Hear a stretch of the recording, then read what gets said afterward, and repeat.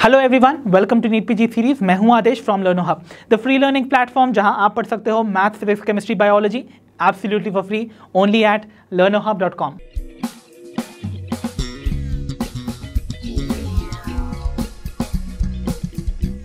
तो बच्चों, हमारा आज का सेशन हमारे चैप्टर ह्यूमन रिप्रोडक्शन का ही कंटिन्यूएशन सेशन है, जहां पर हम नेक्स्ट जो टॉपिक्स हैं ऑफ द चैप्टर उनको डिटेल में स्टडी करेंगे। So without wasting much time, let's get started.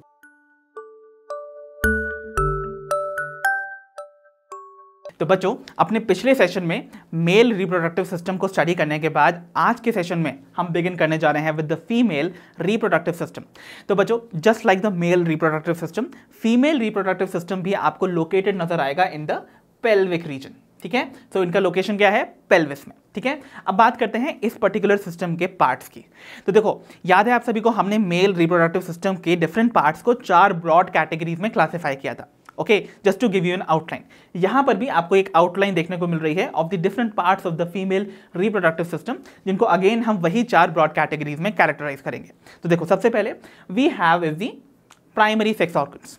Primary sex organs क्यों प्राइमरी है भाई? क्योंकि डेफिनेटली ये डायरेक्टली गैमीट फॉर्मेशन में, यानी कि फीमेल गैमीट के फॉर्मेशन में अपना रोल प्ले करेंगे। ठीक है, और इनको प्राइमरी सेक्स ऑर्गन्स को हम एक और नाम से भी बुलाते हैं, we call them the gonads. ठीक है, तो देखो बच्चों, ये जो प्राइमरी सेक्स ऑर्गन्स हैं, in case of females would be a pair of ovaries. A pair मतलब obviously they are going to be 2 in number. तो 2 ओवरीज आपको देखने को मिलेंगी इन द फीमेल्स, जो कि क्या फॉर्म करेंगी? The female gamete, that is egg और द ओवम। साथ ही साथ न केवल ये आपके गैमीट फॉर्म करेंगे, but also they will form the female sex hormones, जिनमें आपको देखने को मिलेंगे the production of estrogen and progesterone. तो एस्ट्रोजन एंड प्रोजेस्टेरॉन जो कि फीमेल सेक्स हॉर्मोन्स हैं, they are also going to be secreted by these ovaries. ठीक है, तो this was all about the primary sex organs. अब देखिए, then we have is the accessory ducts. बात करते हैं एक्सेसरी डक्ट्स की। एक्सेसरी क्यों बुलाया बच्चों इनको? इसीलिए बुलाया ना भाई, ऑब्वियसली क्योंकि ये डायरेक्टली गैमीटिक फॉर्मेशन में हेल्प नहीं करते हैं, मतलब गैमीट के फॉर्मेशन में इनका कोई रोल नहीं है, बट यस, गैमीट्स के यूनियन में ये अपना रोल प्ले करते हैं। तो ये कुछ ट्यूबुलर स्ट्रक्चर्स हैं जो कि आपको फीमेल रिप्रोडक्टिव सिस्टम में देखने को मिलेंगे, जिनमें देखिए आपको सबसे पहले देखने को मिलेगा अ पेयर ऑफ ओविडक्ट्स, जिन्हें हम फैलोपियन ट्यूब्स भी बुलाते हैं। सो ओविडक्ट्स या फैलोपियन ट्यूब्स अराइज करते हैं from the periphery of the ovary. तो ओवरी के जो एक्सटर्नल बाउंड्री है उससे आपको ये अराइज करते हुए नजर आएंगे, और ये कनेक्ट करते हैं with another accessory duct which is called the uterus, जिसे हम कॉमन भाषा में वूम बुलाते हैं। ठीक है, आइए नेक्स्ट पार्ट जो हमको देखने को मिलेगा, या नेक्स्ट डक्ट जो हमको देखने को मिलेगी, that is going to be a fibromuscular tubule और a tube which is called the vagina. ठीक है, तो this is the vagina which is going to be another accessory duct. Then we have some accessory glands. तो मतलब यहाँ पर भी ये जो ग्लैंड्स हैं ये अपना सिक्रीशन ऐड करेंगी, राइट? तो देखिए यहाँ पर ये जो एक्सेसरी ग्लैंड्स हैं, इनमें आपको 2 ग्लैंड्स देखने को मिलती हैं। सबसे पहले we have is the Bartholin's gland, okay, जिन्हें हम वेस्टिब्युलर ग्लैंड्स भी बुलाते हैं। ओके, और नेक्स्ट जो हमको देखने को मिलेगी दैट इज मैमरी ग्लैंड्स। बच्चों, ये जो मैमरी ग्लैंड्स हैं ये कैरेक्टरिस्टिक हैं ऑल फीमेल मैमल्स का, ठीक है, विदाउट एनी एक्सेप्शन। बट ये जो मेमोरी ग्लैंड्स हैं, इनका आप कह सकते हो गैमीट्स के फॉर्मेशन या फ्यूजन में कोई रोल नहीं है, बट येस, चाइल्ड बर्थ के बाद चाइल्ड के नरिशमेंट में इस पर्टिकुलर ग्लैंड का रोल है। इसीलिए they are said to be an accessory part of the female reproductive system. ठीक है, then we have is the external genitalia, that means those parts of the reproductive organs जो कि आपको externally visible नजर आएंगे, जिनमें आपको सबसे पहले तो एक फैटी टिश्यू की कवरिंग देखने को मिलती है ओवर द रीजन, जहां पर 2 प्यूबिक बोन्स जो है पेल्विक रीजन में आपको फ्यूज करती हुई नजर आती हैं। तो वो जो पर्टिकुलर फैटी टिश्यू की कवरिंग देखने को मिलेगी, that is going to be called mons pubis. ठीक है, क्योंकि वो प्यूबिक रीजन यानी कि प्यूबिक बोन्स के पॉइंट ऑफ कॉन्टैक्ट के ऊपर एक फैट डिपोजिशन फॉर्म कर रही है, right? Then we have is the labia majora. Labia word देखो जब भी आता है it is always for a lip. तो बेसिकली यहां पर आपको एक thick fold of lip like structure देखने को मिलता है, जो कि साइज में बिगर है, that is why it is majora. ठीक है, दूसरा जो आपको लिप लाइक स्ट्रक्चर देखने को मिलेगा वो साइज में स्मॉलर है, and that is called minora. तो लेबिया माइनोरा। ठीक है, तो इस तरीके से आपको 2 लिप लाइक फोल्ड्स देखने को मिलते हैं, that is labia majora and then the labia minora. And then we have is the hymen. Hymen जो है बच्चों, ये आपको एक मेम्ब्रेनस फोल्ड देखने को मिलेगा जो कि कवर करते हुए नजर आएगा वेजाइनल ओपनिंग को। तो वेजाइना की ओपनिंग में आपको एक मेम्ब्रेनस परफोरेटेड आपको फोल्ड देखने को मिलता है, okay, and that is called hymen. Okay, and then we have is a very sensitive structure which is called the clitoris. So बच्चों ये different जो पार्ट्स हैं they form the female reproductive system. अब यहाँ पर हमने एक बेसिक आउटलाइन तो देख ली, अब इन पार्ट्स को ना हम विजुलाइज करते हैं in the diagram of the female reproductive system. तो देखिए बच्चों, सबसे पहले हम बिगिन करेंगे with the primary sex organs, जो कि क्या होती थी बच्चों, याद कीजिए, those were a pair of ovaries. तो यहाँ पर देखिए ये जो आपको लगभग आलमंड शेप की जो स्ट्रक्चर्स देखने को मिल रहे हैं ना, दे आर दी ओवरीज। ठीक है, तो यहाँ पर ये सिंगल ओवरी आपको दिखाई जा रही है। सिमिलरली आपको यहाँ पर भी एक ओवरी देखने को मिलेंगी, that means they are 2 in number and hence they form a pair. ठीक है, ओके। अब देखो इन ओवरी के पेरीफेरी से अराइज करता हुआ आपको एक ट्यूबुलर स्ट्रक्चर देखने को मिल रहा है। तो ये जो 2 ट्यूब्स अराइज कर रहे हैं दे आर द ओविडक्ट्स। सो ये क्या है, ओविडक्ट और द फैलोपियन ट्यूब। ठीक है, ओके। अब दूसरे एंड पे देखो, एक एंड से तो ये ओपन हो रही है फ्रॉम दी ओवरी रीजन और ये एंड कर रही है into this inverted pair like structure. ठीक है, जो कि मस्कुलर स्ट्रक्चर है and this is called the uterus. तो ये जो स्ट्रक्चर है बच्चों, आप देखोगे इसके 3 रीजन्स आपको नजर आएंगे। सबसे पहले आपको एक डोम शेप्ड ये रीजन नजर आ रहा है विच इज द फंडस। ठीक है, then we have the body of the uterus, और ये जो बॉडी ऑफ द यूट्रस है this is called simply the body. And then we have the neck of the uterus, ये जो neck of the uterus है this is called the cervix. ठीक है, तो बच्चों ये जो फंडस, बॉडी एंड सर्विक्स वाला पोर्शन है, these all structures they together form the uterus और द वूम्ब। ठीक है, तो दे फॉर्म द यूट्रस, जिसे हम वूम्ब भी बुलाते हैं। नाउ वन इंपॉर्टेंट थिंग, देखो आपको यहां पर ये जो ओवरी है ना, ये एक लिगामेंट के थ्रू आपको अटैच नजर आएंगे to the wall of the uterus. देखो ये यूट्रस की वॉल है और ये ओवरी की वॉल है। तो ओवरी जो है वो यूट्रस की वॉल से एक लिगामेंट के थ्रू आपको अटैच नजर आएगी which is called the ovarian ligament. So this is the ovarian ligament, right. Okay, अब देखो सर्विक्स, जो ये वाला पोर्शन था आपका neck region of the uterus, उसके बीच में ना आपको ये कैनाल देखने को मिल रही है, एक स्पेस देखने को मिल रही है which is called the cervical canal. So this is the cervical canal and then from the end of the cervical canal आपको अगेन एक ब्रॉडर ट्यूबुलर स्ट्रक्चर देखने को मिल रहा है। This fibromuscular tubular structure of the tube is going to be called the vagina. So this is the vagina, और vagina के अंदर की जो space है this is called the vaginal canal, and this vaginal canal opens to the outside, और जो opening होती है vagina की which is called vaginal orifice.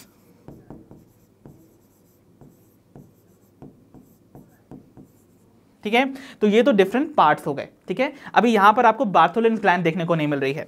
Bartholin gland जो है बच्चों वो वजाइना के आपको 2 साइड्स पे देखने को मिलेगी।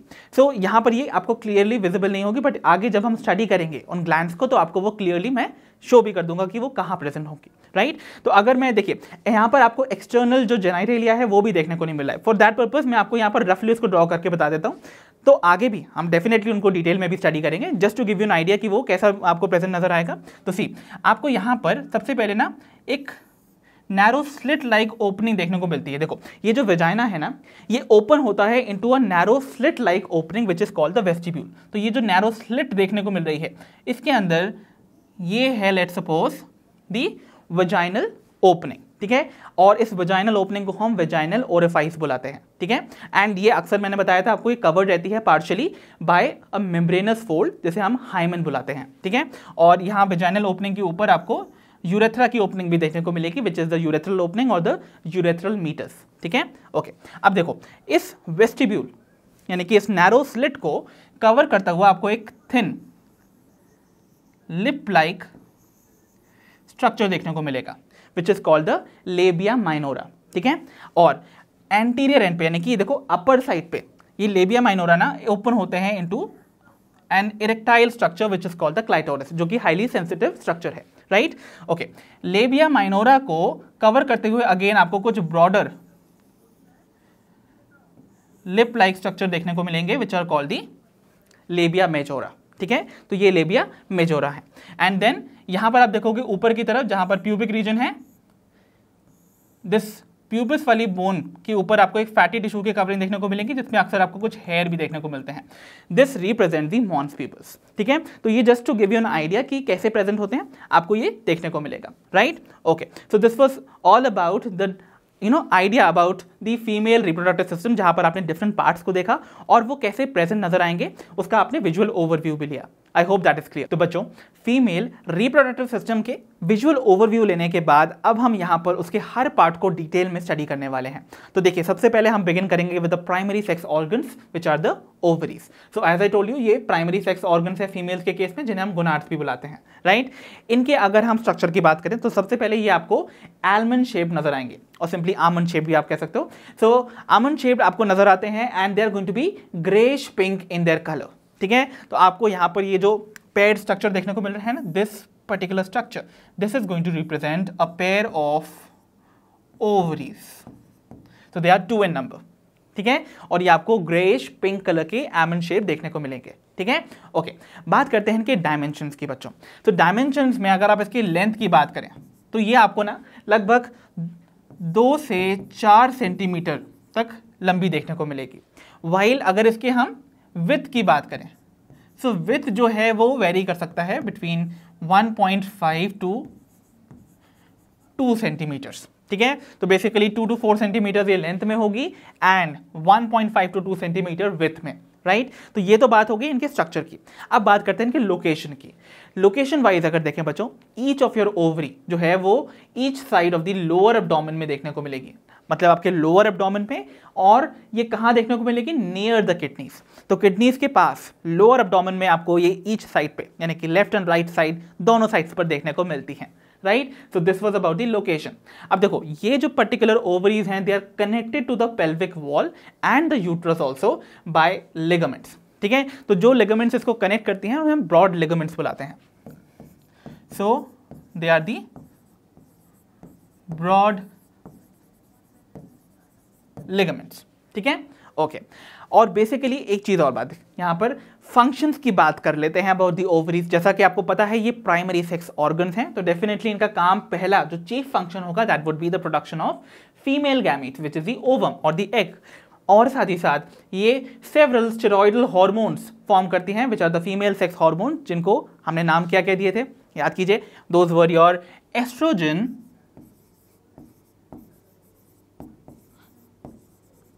एंड प्रोजेस्टेरॉन, ठीक है। सो एस्ट्रोजन एंड प्रोजेस्टेरॉन नाम के जो स्टेरॉइडल हार्मोन्स हैं, they are produced by the ovary, hence they are the ovarian hormones. So I hope the basic information regarding the ovaries is very clear to all of you. तो बच्चों, ovaries के बारे में general information gather करने के बाद now it is time that we begin with the internal structure of an ovary. तो ovary के internal structure को study करने के लिए हम यहाँ पर transverse section study करने वाले हैं of a mature mammalian ovary. So we are going to be taking up the TS of a mammalian ovary.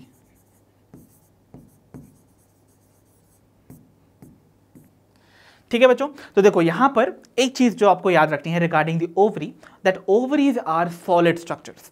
और ये सॉलिड ओवरी को जब हम कट करते हैं ना, तो आपको इसके अंदर फिल्ड नजर आएगा एक tissue which is called the stroma. तो बेसिकली आप जब एक ओवरी को देख रहे हो ना, तो आपको ये जो पिंक रीजन नजर आ रहा है which is forming its matrix, it is called the stroma. तो basically ये जो entire space है inside the ovary, it is filled by a tissue called stroma, ठीक है। अब ये जो stroma है, इसको हम 2 regions में divide कर सकते हैं।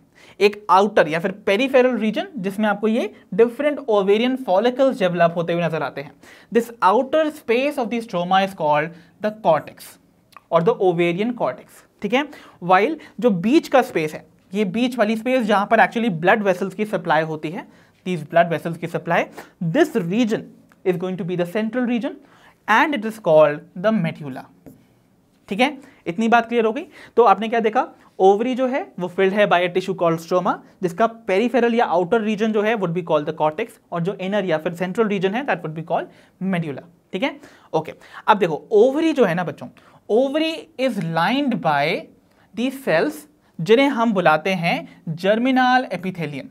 ठीक है, तो ये जो जर्मिनल एपिथेलियम है, इनके सेल्स के पास कैपेसिटी होती है to undergo meiosis and form the egg. So they are capable of meiosis. ठीक है, एक इंपॉर्टेंट चीज, और इनके जो सेल्स होते हैं जर्मिनल एपिथेलियम सेल्स, उनको हम ऊगोनिया बुलाते हैं, राइट, ऊगोनिया, बिकॉज, और उनको एक और नाम से भी बुलाएंगे हम ओवम मदर सेल, बिकॉज वही अंडरगो करेंगे meiosis to give rise to the female gamete that is the ovum. ठीक है, so this was the basic introduction. ठीक है, ये आउटर जो आपको लाइनिंग देखने को मिल रही है, these are the germinal epithelium. ठीक है, अब देखो यहां इस बात करते हैं आपके कॉर्टेक्स वाले रीजन में। तो कॉर्टेक्स वाले रीजन में जैसा कि मैंने आपको बताया, आपको डिफरेंट स्टेजेस में आपका ओवम की डेवलपमेंट देखने को मिलेगी। फॉर एग्जाम्पल, जो सबसे स्टार्टिंग वाली फेज होती है of the development of the ovum, उन्हें हम बुलाते हैं द प्राइमरी ओवेरियन फॉलिकल्स। ठीक है, तो ये आपके प्राइमरी ओवेरियन फॉलिकल्स देखने को मिलेंगे आपको। देन आपको देखने को मिलेंगे द सेकेंडरी ओवेरियन फॉलिकल्स, जहां पर आपको इस तरीके से कुछ फ्लूइड फिल्ड कैविटीज डेवलप होना स्टार्ट नजर आएंगी। ठीक है, ओके। उसके बाद आप देखोगे एक पर्टिकुलर फेज ऐसा आएगा जहां पर ये जितनी भी फ्लूइड फिल्ड कैविटीज हैं वो आपस में फ्यूज कर जाएंगी to form a large cavity which is called an antrum. तो जब भी ये एंट्रम का फॉर्मेशन हो जाता है, ठीक है, सो ये एंट्रम जो आपको देखने को मिलेगा, अगर वो बन जाता है दैट मींस यहां पर इस पर्टिकुलर स्टेज को हम बुलाएंगे द टर्शरी ओवेरियन फॉलिकल। तो यहां पर सेकेंडरी तो मेंशन है बट टर्शरी नहीं है। आप ये समझ आइए, जब भी आपको एंट्रम या एक लार्ज फ्लूइड फिल्ड कैविटी देखने को मिलती है, that would be the stage which is called the tertiary ovarian follicle. ठीक है, ओके। आगे भी हम इनके डेवलपमेंट को स्टडी करेंगे, ठीक है, बट अभी के लिए इतना समझ लीजिए। ठीक है, और यहां पर आपको एक oocyte देखने को मिलेगा। Fine, okay. अब ये जो टर्शरी फॉलिकल है, ये फर्दर मैच्योर होता है इनटू अ ग्राफियन फॉलिकल। तो जो फाइनली ग्राफियन फॉलिकल है, जहां पर आप देखोगे इनिशियली जो आपका टर्शरी फॉलिकल है ना, यहां पर आपको जो oocyte देखने को मिलेगा वो प्राइमरी oocyte होगा। वाइल जब ये प्राइमरी oocyte meiosis अंडरगो कर लेगा तो वो सेकेंडरी oocyte फॉर्म कर देगा। तो ये बना देगा सेकेंडरी oocyte। तो कंडीशंस वही हैं टर्शरी फॉलिकल की, बट डिफरेंस क्या हो गया, यहां पर भी आपको एंट्रम देखने को मिल रहा है, बट जो प्राइमरी oocyte है it is replaced by now the secondary oocyte, and this structure is called the Graafian follicle. तो इसे हम बुलाते हैं ग्राफियन फॉलिकल। ठीक है, और ये ग्राफियन फॉलिकल मैच्योर फॉलिकल है जो कि रेडी है टू गेट रप्चर्ड। तो देखो क्या होगा, जब ये मैच्योर हो जाएगा तो आप देखोगे ये रप्चर कर जाता है और जो सेकेंडरी oocyte इसके अंदर प्रेजेंट था वो ऐसे बाहर एक्सपेल आउट हो जाएगा।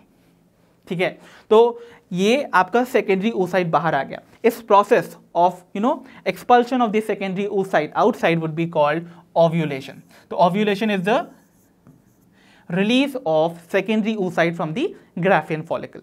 Fine, okay. अब secondary oocyte तो बाहर आ गया, जो remaining cells सराउंड कर रहे थे वो सेल्स फॉर्म कर लेते हैं एक येलो बॉडीड स्ट्रक्चर। तो ये जो येलो बॉडीड स्ट्रक्चर है ना, ये येलो बॉडीड स्ट्रक्चर कहलाता है corpus luteum, because corpus word का मतलब होता है बॉडी और luteum is a word that means colour yellow. तो basically it is a yellow body called the corpus luteum.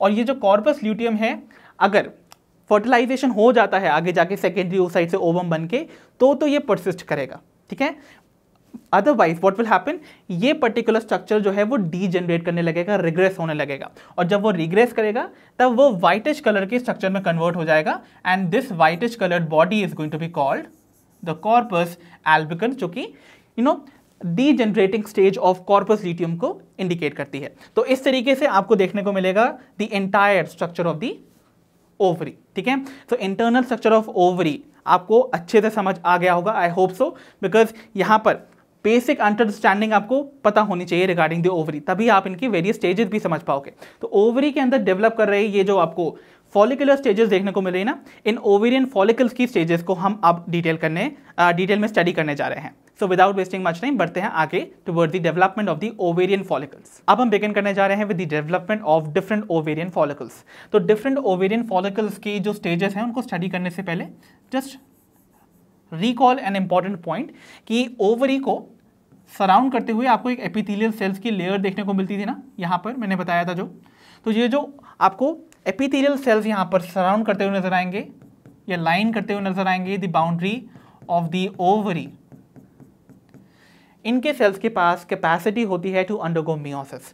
तो देखो ये जो पर्टिकुलर सेल्स हैं या ये जो एपिथेलियम है, this is going to be called the germinal epithelium, जिसके सेल्स इनिशियली अंडरगो करते हैं माइटोसिस एंड फॉर्म करते हैं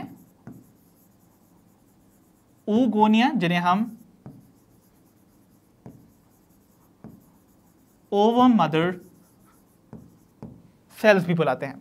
सो ये जो oogonia है बच्चों, आप देखोगे इनिशियली इनमें से कुछ oogonia अपने आप को डिफरेंशिएट कर लेते हैं to form the primary oocyte।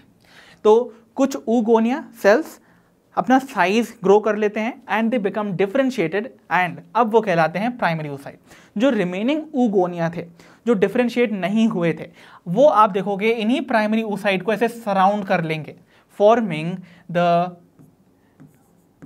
Granulosa sales, जिन्हें हम इवन फॉलिक्यूलर सेल्स भी बुलाते हैं।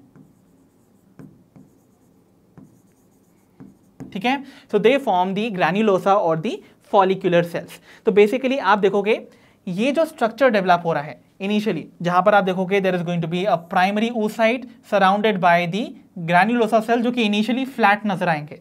तो ऐसा स्ट्रक्चर कहलाते हैं primordial follicles. So remember this thing, ये हैं प्राइमोर्डियल फॉलिकल्स की स्टेज। ठीक है, अब आप देखोगे under the effect of a hormone named FSH, that is follicle stimulating hormone. तो ये जो पर्टिकुलर हार्मोन है ये सिक्रीट होता है by our anterior pituitary. So anterior pituitary एक हार्मोन पहले तो रिलीज करता है जिसका नाम है LH और दूसरा है FSH। तो इनिशियली हम रोल देखेंगे FSH का। FSH जो है बच्चों, ये पर्टिकुलर हार्मोन जो है वो फॉलिकल के फॉर्मेशन को स्टिमुलेट करवाता है। तो देखो ये जो FSH है इसके अंडर में आप देखोगे you will see these primordial follicles में जो प्राइमरी oocyte है वो अपना साइज को ग्रो कर लेता है। तो यहां पर आप देखोगे आपका जो प्राइमरी oocyte था वो अपना साइज एनलार्ज कर रहा है। तो this is the primary oocyte itself. और ये जो ग्रैन्युलोसा सेल्स है ना वो भी ग्रो कर रहे हैं। तो initially they were flat, but आप देखो ये भी ग्रो कर गए हैं। So these are the granulosa cell और ये सिंगल लेयर में अरेंज्ड है। तो ऐसा स्ट्रक्चर जहां पर there is a primary oocyte surrounded by a single layer of the granulosa cell would be called the primary follicles. तो इन्हें हम क्या बुलाते हैं? Primary follicles. यहां पर याद रखिएगा the oocyte that you see here is the primary oocyte only। ठीक है, ये स्टेज में आपको ये कंडीशन देखने को मिल रही है। तो प्राइमरी फॉलिकल क्या है? It is the primary oocyte surrounded by a single layer of granulosa cell. ठीक है, ओके। अब देखते हैं अगेन ये FSH के इफेक्ट के अंडर में आप देखोगे अगेन ये जो प्राइमरी oocyte है वो अपना साइज और ग्रो कर लेगा। ठीक है, साइज भी बढ़ गया। अब आप देखोगे जो सराउंडिंग ग्रैन्युलोसा सिंगल लेयर में अरेंज थे ना आपके प्राइमरी फॉलिकल में, वो मल्टीप्लाई करके अपनी लेयर्स का नंबर बढ़ा लेंगे। तो यहां पर आप देखोगे यहां पर मल्टी लेयर्ड आपको ग्रैन्युलोसा सेल्स देखने को मिलेंगे। और सिमिलरली आप देखोगे जो स्ट्रोमा था, याद है आप सभी को, जो ओवरी थी वो फिल्ड रहती थी by a tissue called the stroma. तो स्ट्रोमा भी कुछ सेल्स ऐड करते हैं to the granulosa cells which are called the theca cells. तो थीका सेल्स भी आप देखोगे इस तरीके से, ये जो फ्लैट सेल्स आपको ऐसे देखने को मिल रहे हैं ना, ये सेल्स जो हैं वो ऐड हो जाते हैं to the existing granulosa cells layered. ठीक है, तो ये एग्जिस्टिंग ग्रैन्युलोसा सेल्स की लेयर्स में ऐसे ऐड हो जाते हैं और ये जो एंटायर स्ट्रक्चर फॉर्म कर रहे हैं। देखो यहाँ पर एक इंपॉर्टेंट फीचर मिसिंग है। देखो यहाँ ये जो ग्रैन्युलोसा सेल्स है ना, आप देखोगे they start secreting a fluid, और वो फ्लूइड जाके इन्हीं ग्रैन्युलोसा सेल्स के बीच में छोटी छोटी कैविटीज के फॉर्म में ऐसे फिल्ड हो जाता है। सो यहाँ पर ये फ्लूइड फिल्ड कैविटीज भी आपको देखने को मिलेंगी। ठीक है, और जो फ्लूइड आ रहा है इन कैविटीज में they are secreted by the granulosa cells itself. ठीक है, और the follicular sales itself.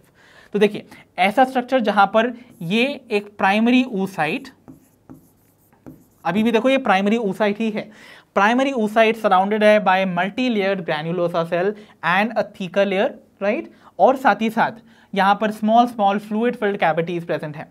Such a follicle is called secondary follicle. तो सेकेंडरी फॉलिकल कैसे डेवलप हुआ, आई होप आपको समझ में आ गया होगा। ठीक है, अब देखते हैं अनदर FSH के इफेक्ट के अंडर में आप देखोगे अगेन यू विल सी आपका प्राइमरी oocyte और साइज में ग्रो करेगा, तो उसका साइज और बढ़ गया। और अभी यहाँ पर ये छोटा दिखाया जा रहा है because we do not have that much of space. तो इनिशियली आपको ये देखना है कि आपका ये प्राइमरी oocyte ही प्रेजेंट है और ये साइज में ग्रोन अप है। बट डिफरेंस क्या आने वाला है, ये जो छोटे छोटे फ्लूइड फिल्ड कैविटीज थी ना, ये आपको ऐसे ज्वाइन कर जाएंगे आपस में to form a large single fluid filled cavity which is called the antrum. तो जो फ्लूइड यहां पर इस एंट्रम में प्रेजेंट है that is a nourishing fluid which is called liquor folliculi. तो ये जो लिकर फॉलिकुलाई है ये बेसिकली एक फ्लूइड है, एक नरिशिंग फ्लूइड जो कि इस लार्ज एंट्रम में प्रेजेंट है। ठीक है, तो एंट्रम का जो प्रेजेंट होना है बेसिकली वो इंडिकेट करता है the next stage which is the tertiary follicle. तो ये एक टर्शरी फॉलिकल का डेवलपमेंट आपको देखने को मिल जाएगा। तो over here this is representing tertiary follicle. तो टर्शरी फॉलिकल में क्या देखा आपने, ये छोटी छोटी जो फ्लूइड फिल्ड कैविटीज हैं they join to form the antrum which is the large fluid filled cavity जिसके अंदर nourishing fluid liquor folliculi present है। साथ ही साथ आप देखोगे अगेन यहां पर आपको थीका सेल्स और एडेड नजर आएंगे और इवन जो थीका सेल्स है ना वो 2 लेयर्स में आपको डिस्टिंग्विश नजर आ जाएंगे। तो एक थीका सेल्स जो है वो आपको अंदर की तरफ नजर आएंगे और एक बाहर की तरफ। सो ये जो आउटर वाले थीका सेल्स हैं they are going to be called theca externa. क्या बुलाते हैं इनको, थीका एक्सटर्ना। और यहां जो अंदर वाले सेल्स हैं they are the theca interna. तो आपने क्या देखा, स्ट्रोमा से ऐड होने वाले ये थीका सेल्स 2 लेयर्स में डिस्टिंग्विश हो जाएंगे। Outer one would be called theca external, नीचे वाले यानी कि इनर वाले would be called the theca interna. ठीक है, और इस तरीके से आपको यहां पर जो oocyte देखने को मिल रहा है वो अभी भी प्राइमरी oocyte ही है, ये याद रखना है। ठीक है, तो such a follicle is called the tertiary follicle. तो आपने देखा टर्शरी फॉलिकल तक आपको सिर्फ और सिर्फ प्राइमरी oocyte ही प्रेजेंस ही देखने को मिली, राइट। अब देखिए अगेन फर्दर FSH के प्रेजेंस में यू विल सी नाउ ये जो टर्शरी फॉलिकल है उसमें प्रेजेंट ये प्राइमरी oocyte है वो अंडरगो करेगा मियोसिस 1। ठीक है, तो वो क्या फॉर्म करेगा, देखिए यहां पर ये प्राइमरी oocyte अब चेंज हो जाएगा इनटू अ सेकेंडरी oocyte। तो यहां पर क्या हुआ है, इट हैज अंडरगॉन मियोसिस 1 और मियोसिस 1 अंडरगो करने पे ये जो स्ट्रक्चर फॉर्म आपको नजर आएगा this is going to be the secondary oocyte। और ये जो फ्लूइड फिल्ड एंट्रम है ये भी आपको पूरी तरह से कवर करता हुआ नजर आएगा एक्सेप्ट फॉर 1 रीजन। तो ये जो आपका सेकेंडरी oocyte है ना बच्चों, ये सेकेंडरी oocyte आपको अटैच नजर आएगा by a stalk of cells. और ये जो स्टॉक ऑफ सेल्स देखने को मिलता है आपको इसे हम बुलाते हैं क्यूमुलस oophorus। तो इसे हम बुलाते हैं क्यूमुलस oophorus। ठीक है, तो क्यूमुलस oophorus एक स्टॉक ऑफ सेल्स है जिनके साथ सेकेंडरी oocyte अटैच नजर आएगा विद द ग्रैन्युलोसा सेल्स। ठीक है, नाउ अब रोल आता है of another anterior pituitary hormone which is the LH। तो जैसा कि मैंने बताया था अब यहां पर एक बार आपका मैच्योर ग्राफियन फॉलिकल्स डेवलप हो जाते हैं, now the role of this LH comes into play. तो ये जो LH यहां पर आएगा ये क्या करेगा, इस LH के इफेक्ट में आप देखोगे ये जो सेकेंडरी oocyte अटैच था टू द क्यूमुलस oophorus वो यहां पर इस फ्लूइड फिल्ड कैविटी यानी कि एंट्रम के अंदर रिलीज हो जाएगा। और उसकी वजह से देखोगे आप ये जो ग्राफियन फॉलिकल था ये ग्राफियन फॉलिकल रप्चर कर जाता है। और जब ये रप्चर करेगा तो क्या होगा, रप्चरिंग के बाद सेकेंडरी oocyte जो है वो बाहर आ जाएगा। ठीक है, तो देखो क्या हुआ, ये जो स्ट्रक्चर है आप देख रहे हो यहां पर आपको ये ग्रैन्युलोसा सेल देखने को मिल रहे हैं, बाहर की तरफ थीका सेल देखने को मिल रहे हैं। जब ओव्यूलेशन का टाइम होगा तो आप देखोगे ओव्यूलेशन मतलब release of your secondary oocyte, जैसा कि मैंने बताया, ये जो कनेक्शन था, ये स्टॉक वाला कनेक्शन जिसे हम क्यूमुलस ऊफोरस बुलाते हैं, वो यहाँ पर ब्रेक होगा। जो सेकेंडरी oocyte यहाँ पर अटैच था वो जाके इस फ्लूइड फिल्ड कैविटी एंट्रम में आएगा, जिसकी वजह से ग्राफियन फॉलिकल रप्चर करेगा और सेकेंडरी oocyte बाहर आ जाता है, and this is called ovulation. ठीक है, तो ओव्यूलेशन में this is going to be release of secondary oocyte, secondary oocyte बाहर आ गया।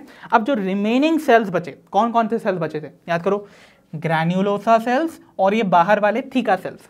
तो granulosa and theca sales together they form a yellow bodied structure which is called corpus luteum.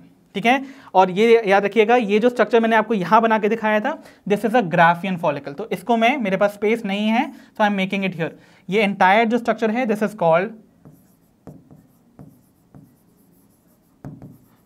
Graafian follicle. ठीक है, so remember this thing. Okay, तो Graafian follicle rupture करा, ovulation हुआ, release हुआ secondary oocyte, remaining cells form करेंगे corpus luteum. ठीक है, तो इसमें आपके पास क्या प्रेजेंट है, ओनली ल्यूटिनाइज सेल्स जिनमें granulosa and theca cells are going to be present. So I hope the basic fundamental of the ovarian follicles and their development is very clear to all of you. तो बच्चों, females के case में primary sex organs ovaries को study करने के बाद now it is time that we begin with the oviducts और the fallopian tube, जिन्हें हम यूट्राइन ट्यूब भी बुलाते हैं। तो देखो बच्चों, ये जैसा कि आपको नाम से पता चल रहा है, ये ट्यूबुलर स्ट्रक्चर है। So it is going to be a narrow tube जो कि अराउंड 10 to 12 सेंटीमीटर्स लॉन्ग होता है। सो बेसिकली आपको ये जो ट्यूब लाइक स्ट्रक्चर देखने को मिल रहा है, ये एक्सटेंड कर रहा है from the margin of the ovary. तो बेसिकली ओवरी का जो पेरीफेरी रीजन है उससे ये स्टार्ट हो रहा है और ये एंड कर रहा है इनटू द यूट्रस। तो ये यूट्रस में जाके एंड करेगा। ठीक है, सो आप देख रहे हो ये particular structure around 10 to 12 centimetres long नजर आएगा। और कहां से कहां एक्सटेंड कर रहा है, एक्सटेंड कर रहा है from the periphery of the ovary until the uterus. ठीक है, ओके, अब देखते हैं इंटरनली इसका स्ट्रक्चर कैसा होगा। सो ये चीजें हम पहले भी डिस्कस कर चुके हैं दैट इंटरनली जब आप इसके सेल्स को देखोगे, किसके, आपके ओविडक्ट के, तो आपको यहां पर ना इनके एक एंड पे ऐसे सीलिया नजर आते हैं। तो ये जो सीलिया प्रेजेंट होते हैं on the internal lining of the fallopian tubes, वो हेल्प करते हैं in the movement of the egg और द ओवम। तो बेसिकली यहाँ पर ये आपको सीलिएटेड एपिथेलियम से लाइन नजर आएंगे इंटरनली, और साथ ही साथ इनके पास स्मूथ मसल्स भी प्रेजेंट होती हैं। ये जो स्मूथ मसल्स हैं, इनके कॉन्ट्रैक्शन से आप देखोगे ये हेल्प करती हैं in the conduction of the ovum to the uterus. तो उनके मूवमेंट की वजह से ही, स्मूथ मसल्स के कॉन्ट्रैक्शन की वजह से ही आप देखोगे ओवम आगे की तरफ प्रोपेल होता है to reach to the uterus. Okay, and then अगर हम बात करें इसके एनाटॉमिकल डिवीजन की, तो बेसिकली देखो आपको जो फैलोपियन ट्यूब है वो 3 रीजन्स में डिस्टिंग्विश नजर आएगा। सबसे पहले तो ये 3 रीजन्स को हम नाम देख लेते हैं कौन कौन से हैं। तो सबसे पहले वी हैव द इनफंडिबुलम, जो कि बेसिकली एक फनल शेप्ड स्ट्रक्चर आपको देखने को मिलेगा। Then we have a long ampulla and then एक शॉर्ट सा इस्थमस होता है। तो आइए पहले तो इनकी पोजीशन देखते हैं। तो अगर मैं इस स्ट्रक्चर में आपको दिखाऊं, तो देखो ये ओवरी है ना, ओवरी से ये आपका इसके पेरीफेरी से एक्सटेंड करता हुआ नजर आ रहा है this fallopian tube. Fallopian tube का जो ये एंड वाला पोर्शन है which is near to the ovary, वो आपको कुछ ऐसा, पहली चीज तो ऐसा फनल शेप नजर आ रहा है या फिर कप शेप नजर आ रहा है, राइट। एंड इसके जो मार्जिन हैं उसमें आपको ऐसे फिंगर लाइक प्रोजेक्शन देखने को मिल रही हैं। So this region is called infundibulum, and ये जो फिंगर लाइक प्रोजेक्शन आपको देखने को मिल रही हैं, दीज आर दी फिम्ब्राई। तो बेसिकली ये जो फिंगर लाइक प्रोजेक्शंस हैं आपके इनफंडिबुलम की, these are to collect the secondary oocyte during ovulation. तो आपको पता है ना, ये जो ओवरी है, ये ओवरी ओव्यूलेशन के टाइम पे सेकेंडरी oocyte को रिलीज करती है बाय रप्चरिंग दी ग्राफियन फॉलिकल। तो ये जो सेकेंडरी oocyte बाहर आ रहा है उसको कैप्चर करने के लिए या फिर उसको कलेक्ट करने के लिए this finger like projections play their role. और इन फेम्ब्राई पे भी आपको सीलिया की प्रेजेंस नजर आएगी। ठीक है, तो फेम्ब्राई जो कलेक्ट करेंगे इस पर्टिकुलर सेकेंडरी oocyte को, वो अंदर की तरफ आपके फैलोपियन ट्यूब में एंटर करता है थ्रू एन ओपनिंग, जिसे हम ऑस्टियम बुलाते हैं। तो आइए उस पर्टिकुलर स्ट्रक्चर को भी हम अच्छे से समझने की कोशिश करें।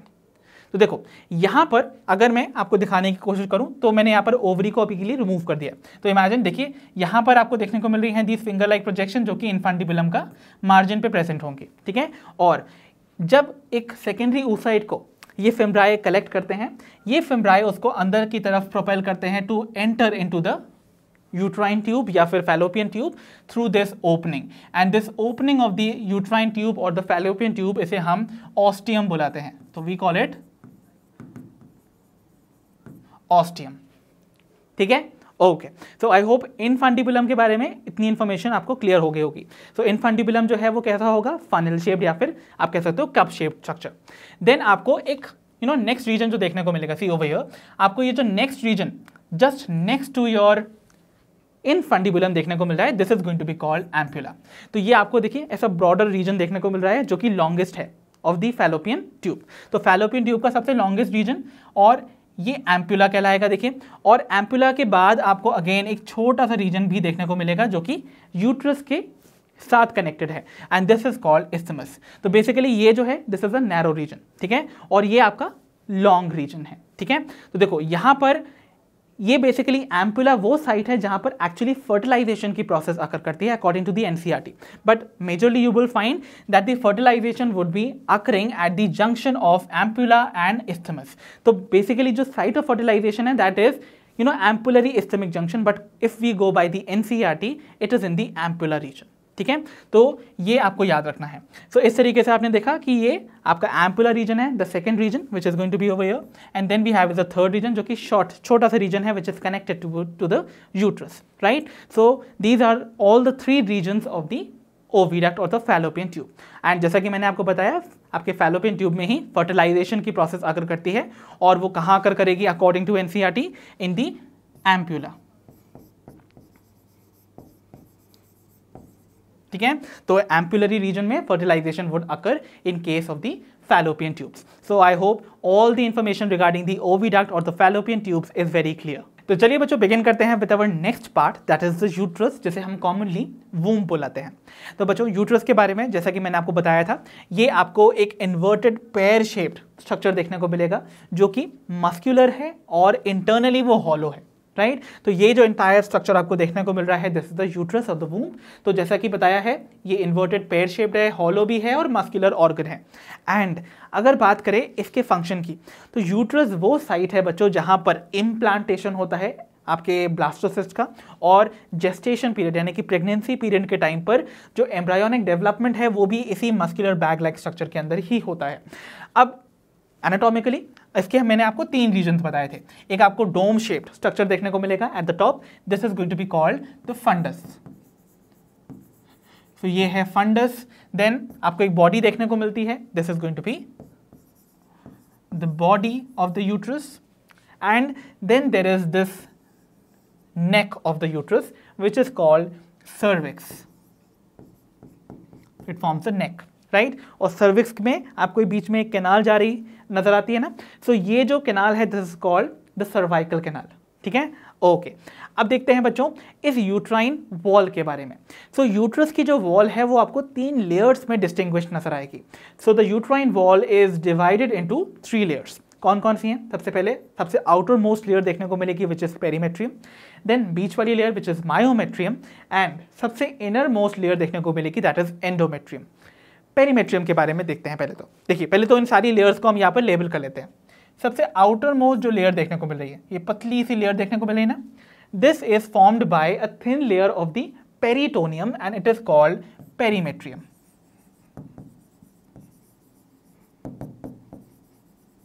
ओके, पेरी वर्ड हमेशा बताता है समथिंग विच इज पेरीफेरल और फॉर्मिंग द बाउंड्री, इसका मतलब ये सबसे आउटर मोस्ट लेयर होगी। ठीक है, देन आती है ये एक थिक सी लेयर जो कि मस्क्यूलर लेयर है, तभी तो इसका नाम क्या पड़ा, मायोमेट्रियम, बिकॉज मायो वर्ड जब भी आता है इट मीन्स द मसल। तो बेसिकली ये जो आपको लेयर देखने को मिल रही है दिस इज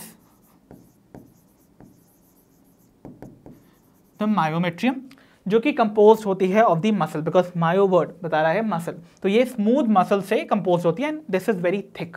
ठीक है, एंड जो आपकी सबसे इनर मोस्ट लेयर होती है this layer, this is the endometrium. Endo word बता रहा है इनर, तो बेसिकली ये सबसे इनर मोस्ट लेयर है यूट्राइन वॉल की। इसके जो सेल्स होंगे they are going to be ciliated and glandular. मतलब सीलिया भी पोजेस करते हैं और ग्लैंड्स की तरह एक्ट करते हैं, मतलब ये सिक्रीशंस भी प्रोड्यूस करते हैं। So this is about the endometrium. और एंडोमेट्रियम की जो थिकनेस है, दिस इज नॉट कांस्टेंट, ये वेरी करती है इन अ मंथ, और जिसमें हम देखेंगे जब हम आगे मेंस्ट्रुअल साइकिल भी पढ़ेंगे, under the effect of different hormones इसकी जो आप कह सकते हो थिकनेस है वो वेरी करेगी। सो इसकी कोई फिक्स्ड थिकनेस नहीं है बच्चों, it is not going to remain constant. However जो पेरीमेट्रियम और मायोमेट्रियम की थिकनेस है दैट रिमेन्स कांस्टेंट। और सबसे थिक आपको कौन सी देखने को मिलेगी?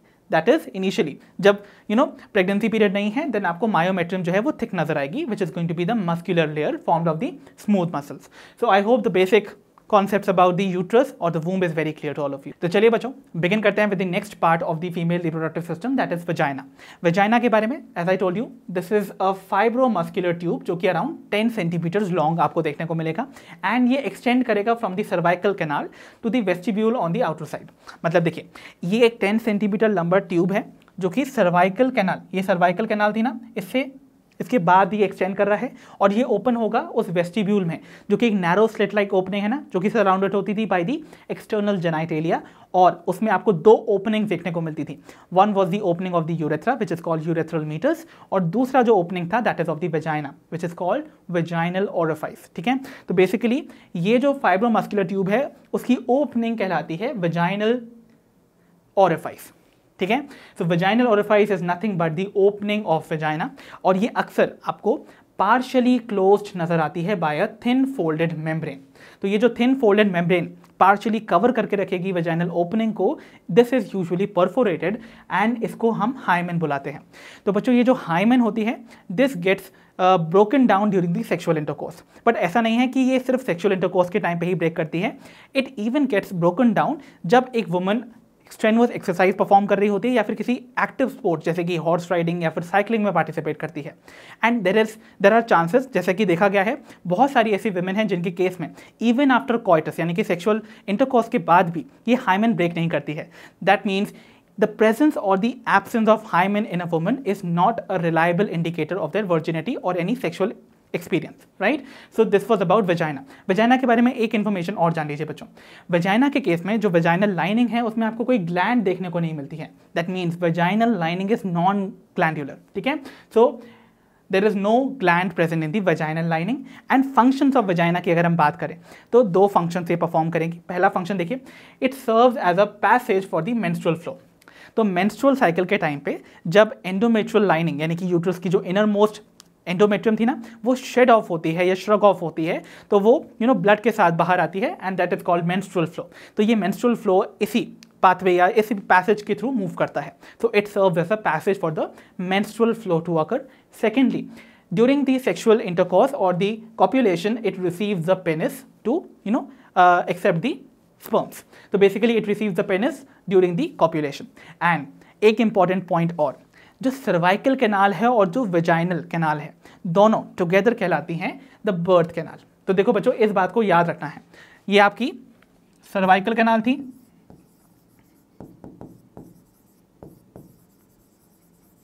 एंड ये वेजाइनल कैनाल है, right?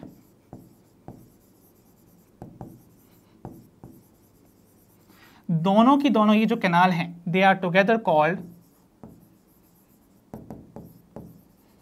Birth canal, because during parturition एक बेबी को इस पैसेज को क्रॉस करना होता है to come out to the new world, right? तो basically I hope all these information regarding vagina as a fibromuscular organ is very clear to all of you. तो बच्चों अब हम बिगिन करने जा रहे हैं with the external genitalia in case of females which is also called the vulva.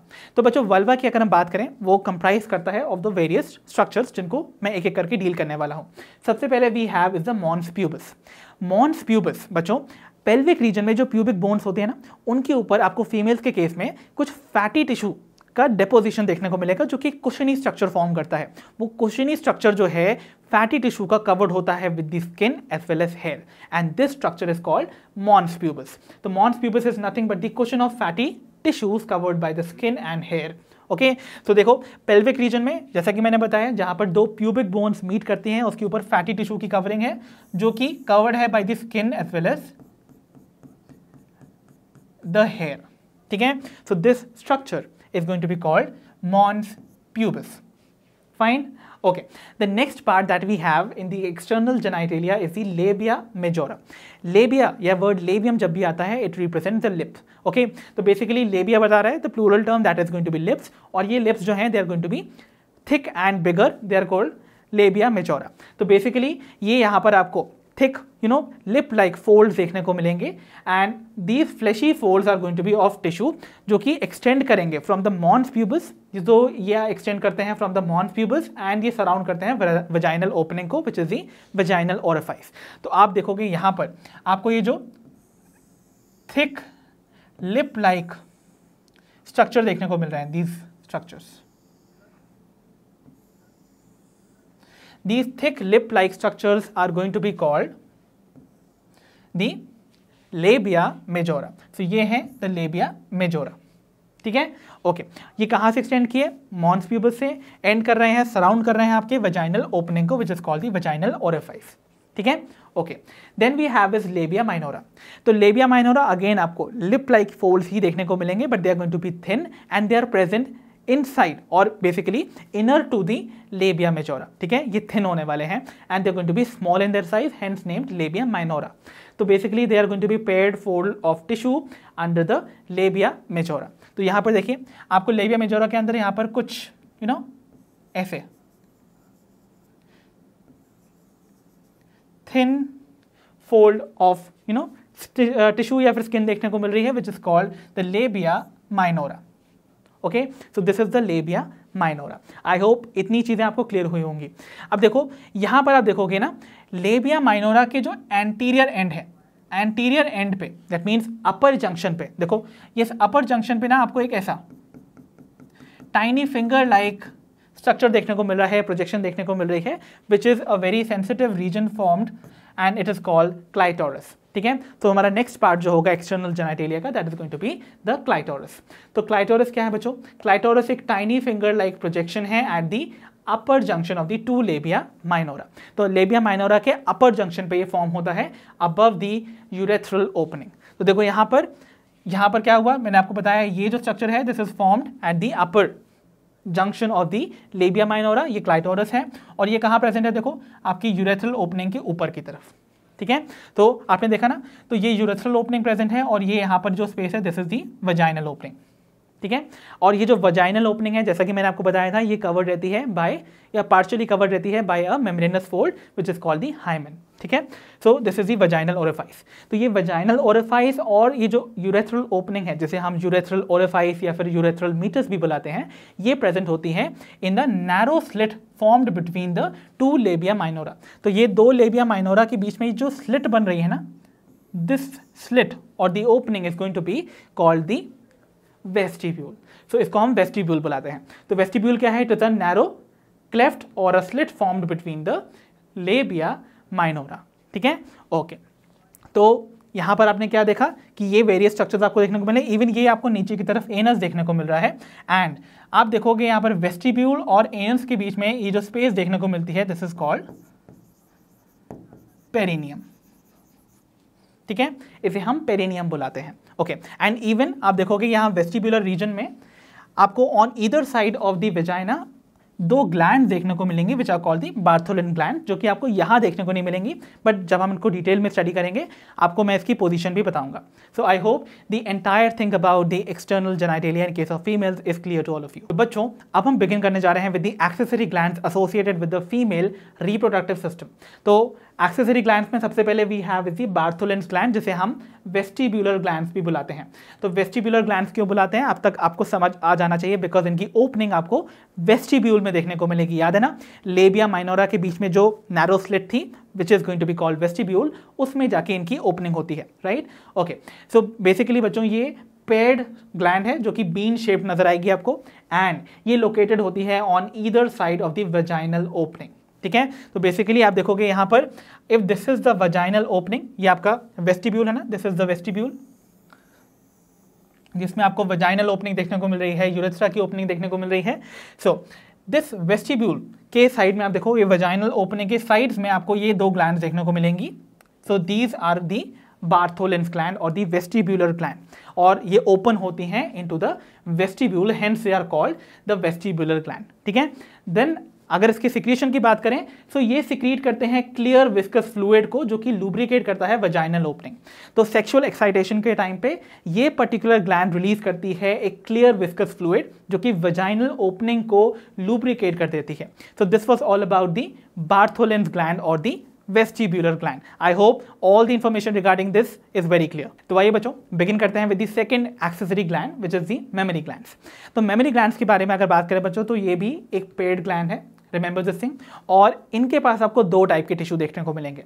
Number one, आपको कुछ ग्लैंडुलर टिश्यू देखने को मिलेंगे, एंड देन आपको कुछ वेरिएबल अमाउंट में फैटी टिश्यू भी देखने को मिलता है। So variable amount of fat भी यहाँ प्रेजेंट होगा when we talk about the mammary glands. और अगर इसके यानी कि इस मेमरी ग्लैंड के नेचर के बारे में मैं आपको बताऊं तो you will be surprise to know that these mammary glands are nothing but modified sweat glands. तो जो स्वेट ग्लैंड जिन्हें हम सोडोरिफेरस ग्लैंड्स भी बुलाते थे, they become modified to produce milk and hence they form the mammary glands. So basically mammary glands are modified sweat glands that produce milk. ठीक है, and याद रखिए मेमरी ग्लैंड्स का जो प्रेजेंट होना है वो बेसिकली कैरेक्टरिस्टिक है of all the female mammals. तो विदाउट एनी एक्सेप्शन सारी की सारी जो मैमलियन फीमेल्स हैं they are going to possess the mammary glands. And humans के केस में जो ये मेमरी ग्लैंड्स हैं ये आपको दो थोड़े से प्रोट्यूबरेंस के फॉर्म में नजर आती हैं which are called the breasts. तो बेसिकली इन जो मेमरी ग्लैंड्स या फिर ब्रेस्ट का डेवलपमेंट है वो आपको नजर आएगा at the time of puberty in case of females under the influence of two hormones which are oestrogen and progesterone. तो oestrogen and progesterone which are secreted by the ovary, that means ये ovarian hormones हैं, इनके influence में आप देखोगे जो mammary glands है या ब्रेस्ट है उनका डेवलपमेंट आपको देखने को मिलता है। तो अगर हम एक सेक्शन देखें मेमरी ग्लैंड का तो आपको कुछ इस तरीके से नजर आएगा, जहां पर आप देख रहे हो सबसे पहले तो इस पोर्शन पे हम जाएं, ये प्रोट्यूबरेंस के फॉर्म में। यहाँ पर आप देखिए पीछे की तरफ आपको ना ये एक मसल देखने को मिलेगी। ये जो मसल जा रही है this is a major muscle, ठीक है, and this muscle is going to be called pectoralis major. ठीक है, ये जो पेक्टोरालिस मेजर है इसके पीछे आपको ना यहां पर ऐसे रिब्स देखने को मिलेंगे in the cross section, because we are seeing the longitudinal section. ठीक है, तो ये रिब्स आपके क्रॉस सेक्शन में हैं और दो रिब्स को, ये दो रिब्स हैं, इनको कनेक्ट करते हुए आपको यहां पर एक मसल देखने को मिलेगी which are called the intercostal muscles. ठीक है ना, क्योंकि इंटर मीन्स होता है between, costa is the word given to ribs, तो बिटवीन द रिब्स आपको जो मसल देखने को मिलेंगी they are going to be intercostal muscles. तो जैसा कि मैंने आपको बताया यहां पर आपको मेमरी ग्लैंड्स में दो टाइप के टिश्यू मिलेंगे। One is going to be the fat जो कि डिपॉजिट है in a variable amount, okay, and आपको कुछ ग्लैंडुलर टिश्यू देखने को मिलेंगे जो कि ऐसा डक्ट वाला सिस्टम फॉर्म कर रहे हैं। तो बेसिकली आप देखोगे जो आपका ग्लैंडुलर टिश्यू है वो नंबर ऑफ लोब्स में डिवाइडेड है इस तरीके से, एंड इस लोब का जो नंबर है ना वो अराउंड 15 to 20 है in each of the breast. तो बेसिकली ये आपको फॉर्म करता हुआ नजर आएगा द ग्लैंडुलर टिश्यू। तो ये आपको नजर आ रहे हैं द मेमरी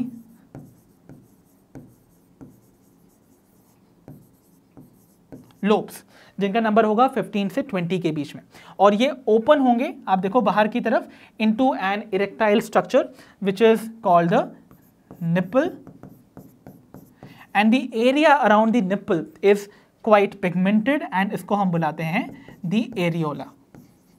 ठीक है, तो अब हम यहां पर इस मेमरी लोब का एंटायर स्ट्रक्चर डिटेल में स्टडी करेंगे। ठीक है, तो देखिए समझने की कोशिश करते हैं इस पार्ट को।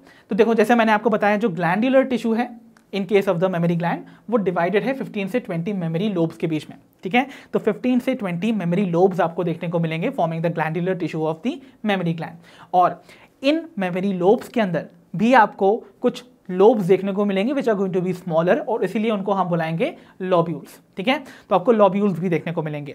तो लोब के अंदर लॉब्यूल्स हैं, और लॉब्यूल्स जो है वो फॉर्म्ड होते हैं of the number of alveoli जो कि ग्लैंडुलर है। तो दैट मीन्स ये जो एल्व्यूलाई है ना इनके सेल्स बेसिकली सिक्रीट करते हैं, या फिर आप कह सकते हो ना ग्लैंड्स हैं तो ऑब्वियसली सिक्रीट करेंगे अपने सिक्रीशन को, and that secretion would be called milk, जो कि इन्हीं एल्वियोलाई के लूमन में स्टोर्ड नजर आएगा। ठीक है, तो we'll try to figure out कि भाई ये एंटायर स्ट्रक्चर नजर कैसा आएगा। So we'll try to see, imagine if I am drawing, this is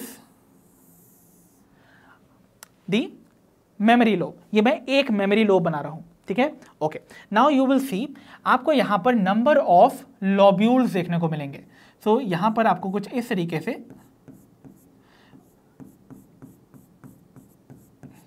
लॉब्यूल्स देखने को मिलते हैं। ठीक है, ओके, नाउ ये जो लॉब्यूल्स आपको नजर आ रहे हैं ये फॉर्म्ड होंगे कुछ स्फेरिकल स्ट्रक्चर से, विच आर दी एल्वियोलाई। ठीक है, तो बेसिकली देखो ये क्या है, दीज आर द लॉब्यूल, तो ये क्या है आपका मेमोरी लॉब्यूल। तो ये बड़ा सा क्या था, ये बड़ा स्ट्रक्चर तो है एक लोब, लोब के अंदर आपको बहुत सारे लॉब्यूल्स देखने को मिल रहे हैं। ये लॉब्यूल्स फॉर्म होते हैं ऑफ दी एल्वियोलाई, और इन्हीं एल्वियोलाई के सेल्स सिक्रीट करते हैं मिल्क को। ठीक है, ओके, तो ये एल्वियोलाई जो मिल्क सिक्रीट करेंगे inside each of these lobule, वो एक स्ट्रेट छोटी सी डक्ट के थ्रू बाहर आते हैं। तो ये जो छोटी छोटी डक्ट्स बाहर आ रही हैं ना, और ट्यूब्यूल्स बाहर आ रहे हैं, दीज ट्यूब्यूल्स, ये छोटे छोटे tubules arising from the lobules are called the mammary tubules. ठीक है, सो इन्हें हम क्या बुलाएंगे, इन्हें हम बुलाते हैं मेमोरी ट्यूब्यूल्स। तो अलग अलग लॉब्यूल्स के मेमोरी ट्यूब्यूल्स जब ज्वाइन करते हैं तो दे फॉर्म अ स्ट्रेट डक्ट। तो ये जो स्ट्रेट डक्ट फॉर्म हुई है over here, this straight duct is called the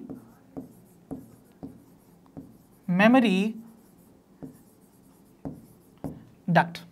ठीक है, इतनी बात क्लियर हुई। क्या देखा हमने, लोब के अंदर लॉब्यूल्स, लॉब्यूल्स में एल्वियोलाई। ठीक है, अब हर लॉब्यूल से डक्ट्स छोटी छोटी यानी कि ट्यूब्यूल्स अराइज कर रहे हैं, which are called the mammary tubules. Different mammary tubules of the different lobules join करेंगे to form the mammary duct.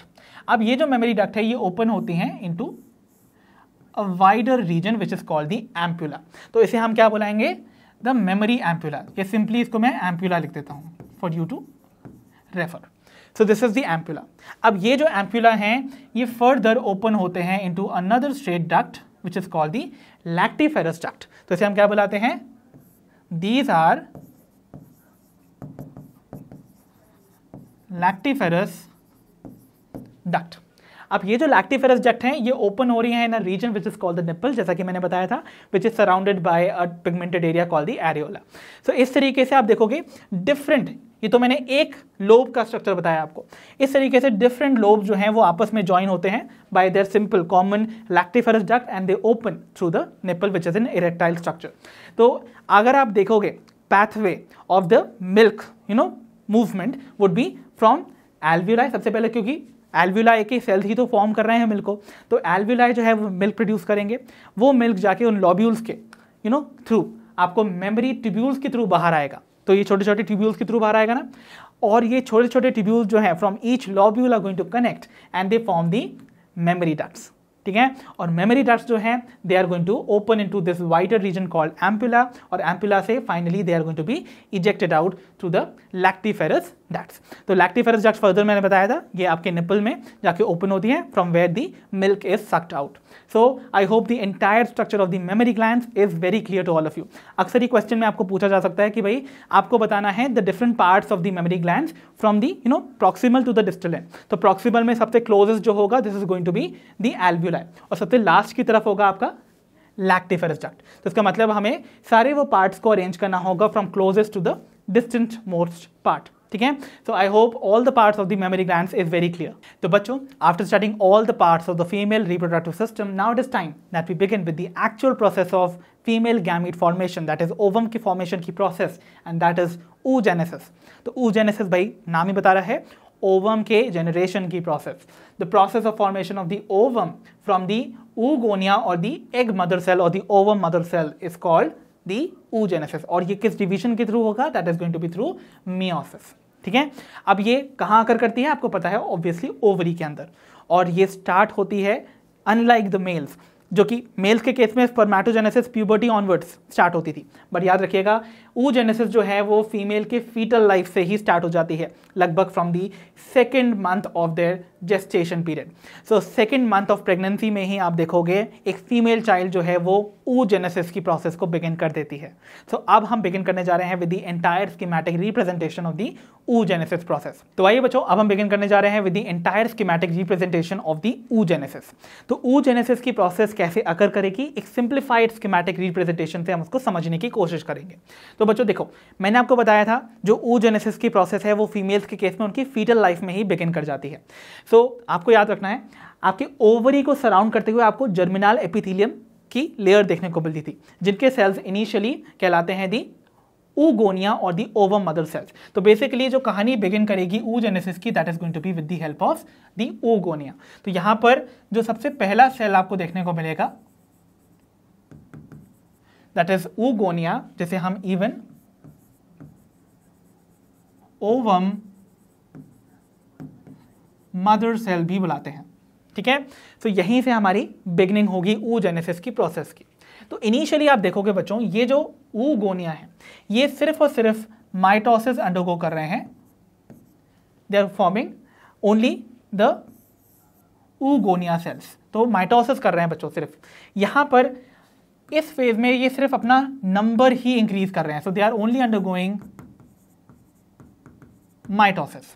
तो ऐसी फेज जिसमें oogonia के सेल्स माइटोसिस अंडरगो करके अपना सिर्फ नंबर इंक्रीज कर रहे हैं, इसे हम बुलाते हैं द मल्टीप्लिकेटिव फेज और the multiplication phase.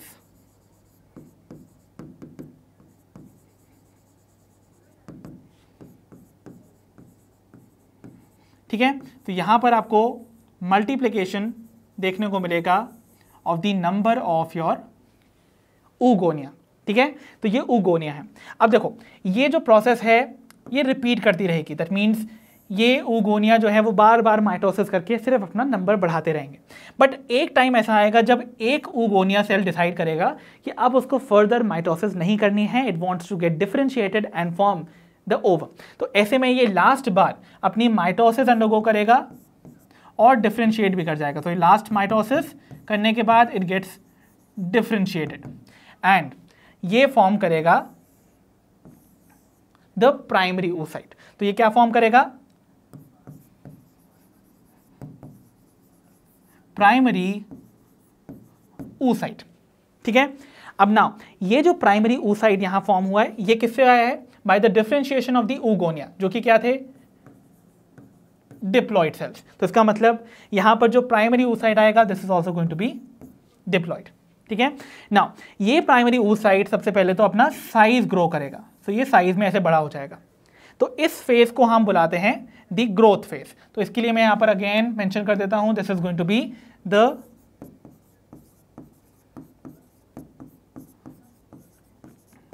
Growth phase, जिसमें आप देखोगे आपका प्राइमरी oocyte अपना साइज ग्रो कर रहा है बिफोर अंडरगोइंग मियोसिस, ठीक है। अब नाउ दिस प्राइमरी oocyte अपना साइज इंक्रीज करने के बाद is ready to undergo meiosis 1। तो आप देखोगे यहां पर it is going to undergo meiosis 1। तो यहां स्टार्ट होती है meiosis 1, but the problem is ये मियोसिस कंप्लीट नहीं हो पाती है, ठीक है। सो ये मियोसिस जो है ये अरेस्ट हो जाती है at the diplotin stage of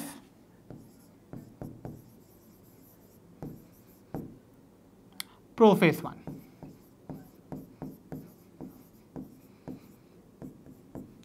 ठीक है। तो ये प्रोफेज 1 की डिप्लोटिन स्टेज में अरेस्ट रह जाती है और ये throughout the fetal life ऐसे ही पड़ी रहती है, ठीक है। तो यानी कि फीटल लाइफ ये जितनी भी चीजें हमने देखी ना बच्चों यहां तक, all these events have occurred in the fetal life. So let me mention that down as well. ये सब हुआ है in the fetal life of the female. अब आप देखोगे आगे चाइल्डहुड की जो फेज होती है, चाइल्डहुड में भी ना आपको ओवरी इनएक्टिव नजर आएगी। दैट मीन्स ये मियोसिस 1 जो अरेस्ट हो गई थी डिप्लोटीन स्टेज में ऑफ द प्रोफेज 1 वो ऐसे ही अरेस्टेड रहती है थ्रू आउट द चाइल्डहुड। तो बेसिकली ये आपको ऐसे ही चाइल्डहुड के टाइम पे भी अरेस्टेड नजर आती है। ठीक है, आई होप इतनी चीजें आपको क्लियर होंगी। अब हम आगे की प्रोसेस समझें, उससे पहले आप इतना पहले बना लीजिए, इतनी चीजें समझ लीजिए, तब हम आगे बढ़ेंगे। इतनी प्रोसेस मुझे लगता है आपको समझ में आ चुकी होगी। आइए आगे बढ़ते हैं, अब आगे की प्रोसेस देखते हैं हम लोग। तो देखो यहां पर हमने क्या देखा था, हमारा जो प्राइमरी oocyte था वो अरेस्टेड था कहां पर, मियोसिस 1 के प्रोफेज 1 में। तो देखो ये थ्रू आउट द चाइल्डहुड ऐसा ही पड़ा रहता है और आगे जाके ये आगे की डिवीजन को कंप्लीट करता है only after the girl child reaches puberty. तो बेसिकली यहां पर आपने क्या देखा था, arrested eight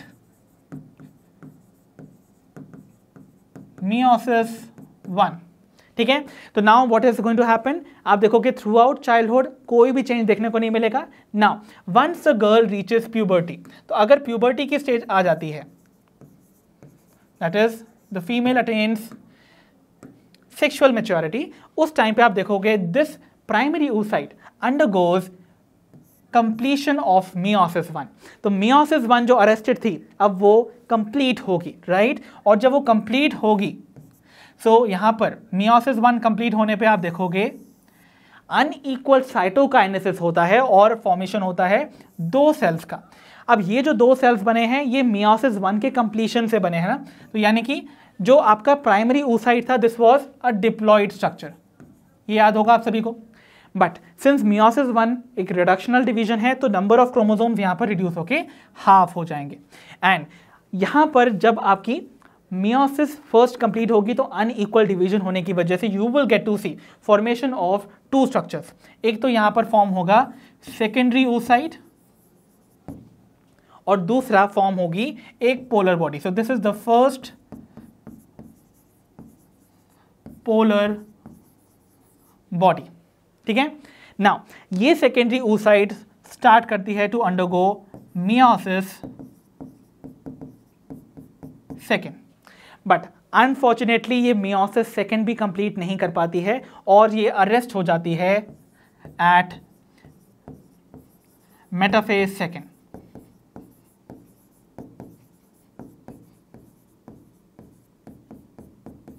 remember this thing, तो ये मियोसिस सेकेंड जो है वो अरेस्ट हो जाएगी मेटाफेज सेकेंड में। And now you will see ये जो सेकेंडरी oocyte है ये ऐसा का ऐसा ही पड़ा हुआ है। नाउ ये मेटाफेज सेकेंड तब कंप्लीट होती है, देखो बच्चों इस टाइम पे ना आप देखोगे आपका ओव्यूलेशन अकर कर जाता है। तो आपका ओव्यूलेशन के टाइम पे याद है सेकेंडरी oocyte ग्राफिन फॉलिकल से रप्चर करता था और बाहर आता था, तो उस टाइम पे जो सेकेंडरी oocyte बाहर आता है वो अरेस्टेड रहता है एट मेटाफेज सेकेंड। सो मान लेते हैं ओव्यूलेशन हुआ, सो एट ओव्यूलेशन अगर ये सेकेंडरी oocyte की मेम्ब्रेन पे जाके एक स्पर्म बाइंड करता है, दैट मीन्स अगर फर्टिलाइजेशन की प्रोसेस अकर कर रही है, दैट मीन्स यहां पर फर्टिलाइजेशन हो रहा है, that means the sperm is present in the reproductive tract of the female, तो आप देखोगे ये ओवम एक्टिवेट होता है, that means secondary oocyte gets activated to complete its meiosis second. और ये कैसे होगा, बिकॉज यहां पर upon you know activation your secondary oocyte is going to form anaphase promoting complex, और एनाफेज प्रमोटिंग कॉम्प्लेक्स जो है वो मेटाफेज सेकेंड को ब्रेक करके एनाफेज की फॉर्मेशन को यहाँ पर प्रमोट करवा देता है। ठीक है, तो आप देखोगे जल्दी से ये जो सेकेंडरी oocyte है ये अपनी मियोसिस सेकेंड कंप्लीट करेगा और अगेन अनइक्वल साइटोकाइनेसिस से फॉर्म करेगा आपके ओवम को, which is going to be again haploid, और अगेन एक छोटी सी पोलर बॉडी फॉर्म होगी which is the second polar body. So this is the second polar body and this is going to be the ovum or the egg। ठीक है, तो मतलब देखो आपकी सेकेंड मियोसिस को कंप्लीट करवाने के लिए the sperms are required.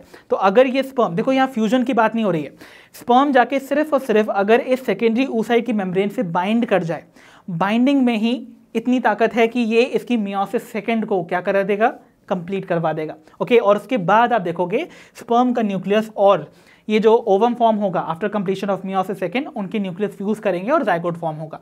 So remember आपके सेकेंड पोलर बॉडी या फिर आपके ओवम का फॉर्मेशन तभी होता है जब यहाँ पर फ्यूजन होने वाला होता है एक मेल एंड फीमेल गैमीट का। बट उससे पहले रिमेंबर बाइंडिंग होगी स्पर्म की टू द सेकेंडरी oocyte, जिसकी वजह से oocyte is going to get activated और मियोसिस सेकेंड कंप्लीट होगा। उसके बाद उनके न्यूक्लियाई जो हैं वो फ्यूज करते हैं to form diploid zygote. So this how the process of oogenesis gets completed in case of the female। तो इस फेज में, एंटायर फेज में आपने क्या देखा बच्चों, यहाँ पर your primary oocyte has undergone meiosis to form the mature ovum. So ये जो फेज आपको देखने को मिली, this entire phase is going to be the maturation phase. तो इसको हम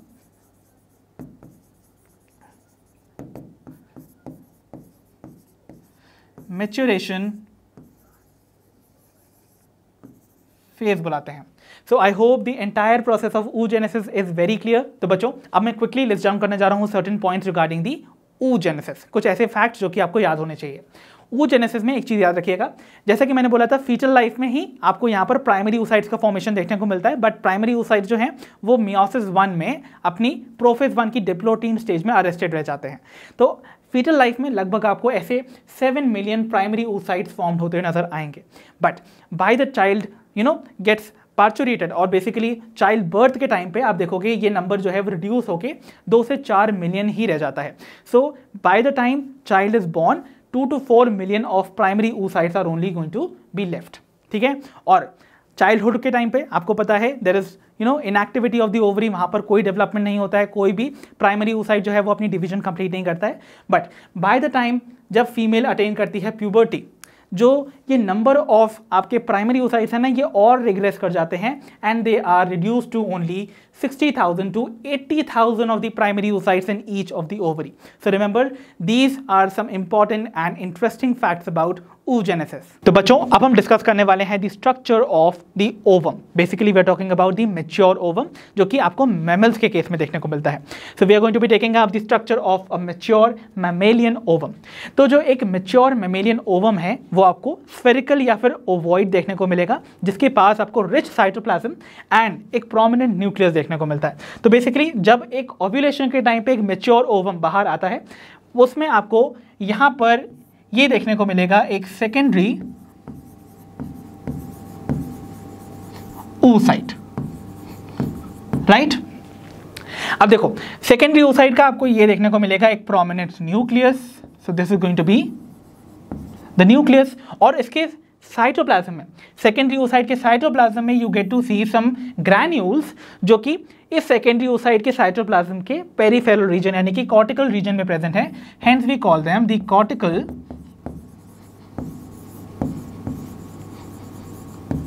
ग्रैन्यूल्स। और इनका क्या रोल होता है वो आप देखोगे जब हम फर्टिलाइजेशन के इवेंट्स को स्टडी करेंगे। ठीक है, so these are the cortical granules. ठीक है, अब आप देखोगे आपकी जो सेकेंडरी oocyte है ना वो जब ग्राफिन फॉलिकल्स का फॉर्मेशन हो रहा होता है ना तभी आप देखोगे ये ना अपने चारों तरफ एक transparent non cellular membrane secrete करती है and this membrane which I am talking about over here is called zona pellucida. Sorry, so this is zona pellucida, right. Zona pellucida के बाहर आप देखोगे कुछ ना ग्रैन्युलोसा सेल ऐसे चिपके हुए आ जाते हैं, जिनको कि मैं यहाँ पर ऐसे ड्रॉ कर देता हूँ। तो आपको यहाँ पर ना कुछ ऐसे सेल्स देखने को मिल रहे हैं जो कि आपके ग्रैन्युलोसा सेल्स हैं और वो ओव्यूलेशन के टाइम पर चिपके हुए आ गए हैं विद दी जोना पेलुसिडा। तो ये जोना पेलुसिडा के टाइम पर आपको इस तरीके से बाहर की तरफ रेडिएट करते हुए नजर आते हैं and they give it the appearance of a crown. इसीलिए इस सेल्यूलर रीजन को हम नाम देते हैं कोरोना रेडिएटा। ठीक है, तो ये जो सेल्स आपको देखने को मिलेंगे दीज आर कोरोना रेडिएटा। ठीक है, तो ये जो कोरोना रेडिएटा है ये क्राउन लाइक अपीयरेंस दे रहे हैं, रेडिएटिंग लाइक ये आपको रेस की तरह बाहर रेडिएट करते हुए नजर आ रहे हैं। दैट इज वाई इसका नाम कोरोना रेडिएटा पड़ा। And they are nothing but the glued follicular और दी ग्रैन्युलोसा सेल्स। ठीक है, जो कि ओव्यूलेशन के टाइम पर चिपके हुए बाहर आ जाते हैं with the secondary oocyte, right. अब आप एक चीज और देखोगे, आपके जोना पेलुसिडा यानी कि इस मेम्ब्रेन और आपकी ये सेकेंडरी oocyte की साइटोप्लाज्म के बीच में एक स्पेस नजर आ रही है। So this space that you see over here, ये जो आपको स्पेस देखने को मिलेगा, we call it perivitelline space. तो this is the perivitelline space. I hope ये पॉइंट भी आपको क्लियर हो गया होगा। सो इस तरीके से आपको वेरियस स्ट्रक्चर देखने को मिलेंगे और इवन आपको यहां पर एक पोलर बॉडी भी देखने को मिलती है, ठीक है। So this is going to be the first polar body which could also be seen. तो क्या आपको पता है ना, अनइक्वल साइटोकाइनेसिस होता है after the completion of meiosis 1। तो फर्स्ट पोलर बॉडी फॉर्म होती थी। ये फर्स्ट पोलर बॉडी आपको इस पेरीविटलाइन स्पेस में प्रेजेंट नजर आएगी, जो कि लेटर ऑन डी जनरेट कर जाती है। So this is all about the structure of mature mammalian ovum. So I hope all the things regarding the structure of ovum is very clear. So बच्चों, this was all for today from the chapter human reproduction. I hope आज के session में हमने जितने भी concepts को study किया वो आपको अच्छे से समझ आए होंगे। So अब हम मिलेंगे अपनी नेक्स्ट वीडियो में। Until then आप अपना ध्यान रखिए, पढ़ते रहिए और जैसा कि आप सभी जानते हो, लर्नो हब फ्री है पर बेस्ट है।